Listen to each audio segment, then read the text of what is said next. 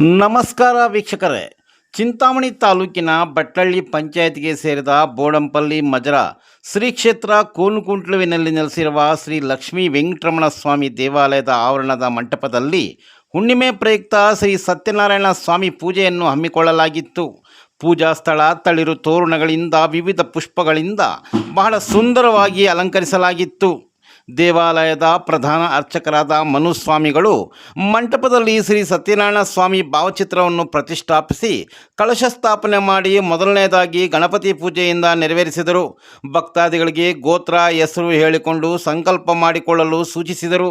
ಶ್ರೀ ಸತ್ಯನಾರಾಯಣ ಸ್ವಾಮಿಗೆ ಪಂಚಾಮೃತ ಅಭಿಷೇಕ ಮಾಡಿ ಶ್ರೀ ಸತ್ಯನಾರಾಯಣ ಸ್ವಾಮಿ ವ್ರತದ ಕಥೆಯ 5 ಅಧ್ಯಾಯಗಳನ್ನು ಭಕ್ತಿಯಿಂದ ಓದಿ ಭಕ್ತಾದಿಗಳಿಗೆ ತಿಳಿ ಹೇಳಿದರು.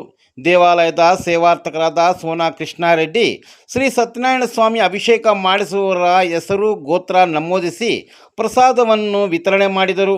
ಪೂಜೆ ಮುಗಿದ ಬಳಿಕ ಸುಮಂಗಳಿಯರು ಶ್ರೀ ಸತ್ಯನಾರಾಯಣ ಸ್ವಾಮಿಯ ಗೀತೆ ಹಾಡುವುದರ ಮೂಲಕ ಆರತಿ ನೀಡಿದರು. ಪೂಜೆಯಲ್ಲಿ ಹಾಜರಿದ್ದ ಎಲ್ಲ ಭಕ್ತಾದಿಗಳಿಗೆ ಮಹಾಮಂಗಳಾರತಿ ತೀರ್ಥ ಪ್ರಸಾದ ವಿನಿಯೋಗ ಮಾಡಲಾಯಿತು. ಗಿರಿ ಪ್ರದಕ್ಷಿಣೆ ಮುಗಿಸಿಕೊಂಡು ಬಂದ ಎಲ್ಲ ಭಕ್ತಾದಿಗಳಿಗೆ ಬಟ್ಲಳ್ಳಿ ಯುವಕರ ತಂಡದವರು ಭೋಜನ ವ್ಯವಸ್ಥೆ ಕಲ್ಪಿಸಿದ್ದರು.